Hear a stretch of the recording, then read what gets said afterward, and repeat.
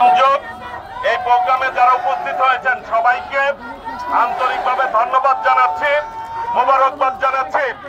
আগামী দিনে আমরা ঐক্যবদ্ধভাবে দেশনেত্রী বেগম খালেদা জিয়া, বিএনপির ভারপ্রাপ্ত চেয়ারম্যান দেশনায়ক তারেক রহমানের নেতৃত্বে এই দেশে গণতন্ত্র প্রতিষ্ঠা না হওয়া পর্যন্ত আগামী ফেব্রুয়ারিতে রোজার পূর্বে যে নির্বাচন হবে সেই নির্বাচনে সকলেই ঐক্যবদ্ধভাবে এই টাঙ্গাইলের সদরবাসী যারা রয়েছেন তারা ঐক্যবদ্ধ রয়েছেন।